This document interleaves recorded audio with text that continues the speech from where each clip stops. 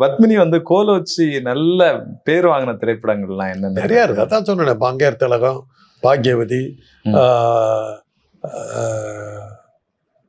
சிவாஜி படங்கள் நிறைய இருக்குது.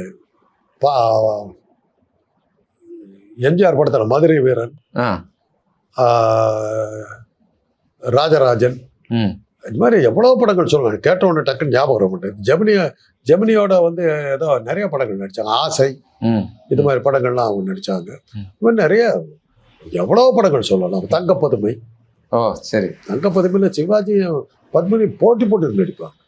அவ்வளோ பரமா. மன்னாதி மன்னன் எம்ஜிஆரோட. ஆமாம், மன்னாதி மன்னன் எம்ஜிஆரோட. அது மாதிரி நிறைய எவ்வளோ படங்கள் சொல்லலாம்.